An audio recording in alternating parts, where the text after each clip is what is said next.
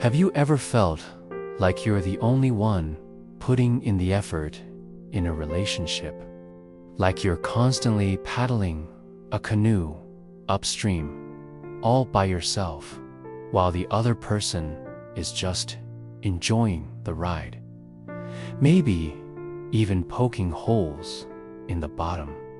If that sounds familiar, then this video is for you. We're going to talk about something incredibly tough, but absolutely necessary. How to stop fighting for someone who won't unfight for you. It's a painful place to be. You give all your time, your energy, your love, hoping that one day they'll wake up and match your effort. You make excuses for them. They're just busy. They're going through a tough time. They show love in different ways.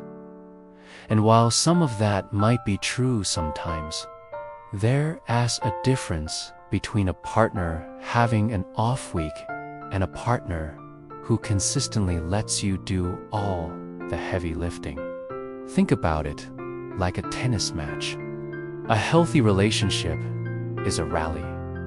You hit the ball over the net, they hit it back. Sometimes the shots are fast, sometimes they're slow, but both players are engaged, moving, and trying to keep the game going. But in a one-sided relationship, you're serving ball after ball into an empty court. You're running around, picking up all the balls, serving again, and there's just silence. No return. How long can you play a game like that before you completely exhausted and realize you just playing against yourself? The first step, and honestly, the hardest one, is to acknowledge the reality of the situation. You have to take off the rose-colored glasses and see things for what they are, not what you wish they were. Look at the evidence. When was the last time they initiated a meaningful conversation? When did they plan a date or do something thoughtful for you? Just because. When you were struggling, did they step up to support you, or did they disappear? Are your needs being met, or are they consistently put on the back burner? Answering these questions, honestly, can hurt. It's like admitting that the beautiful picture you've been painting in your head, dose and tea, match the canvas in front of you. But this clarity is your power. It's the starting point for taking back your life. You're not being selfish for wanting a partner who invests in you. That's the bare minimum. You deserve someone who celebrates your wins, who holds your hand during your losses, and who actively chooses to build a life with you every single day. Once you've acknowledged the imbalance, the next step is to start redirecting your energy.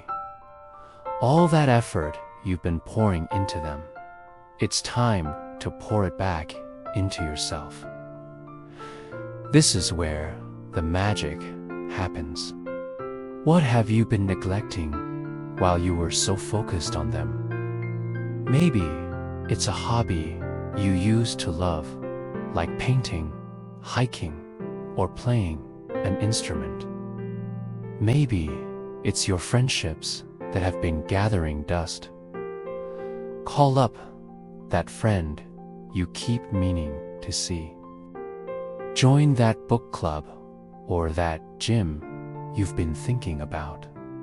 This isn't just about distracting yourself. It's about rebuilding your own world, a world that is full and vibrant, with or without them. It's about remembering who you are outside of that relationship. When you invest in yourself, you replenish your own energy. You start to feel stronger, more confident, and more whole. You begin to realize that your happiness isn't dependent on someone else's approval or effort. You are the source of your own joy. Now, let's talk about setting boundaries. This is crucial. If you're used to being the one who always bends, this will feel unnatural at first. A boundary might sound like, I can't talk on the phone late at night anymore. I need my sleep. If you're always the one staying up for them. Or, I'm not available to help you with that this weekend. I have my own plans. Notice, you're not attacking them. You are simply stating your needs and your limits. Their reaction to your new boundaries will tell you everything you need to know. A person who genuinely cares about you might be surprised at first, but they will respect your needs. They might even ask how they can better support you. But someone who is used to taking from you without giving back, they will likely push back. They might get angry, try to guilt trip you, or accuse you of being selfish. This is a test. Hold your ground.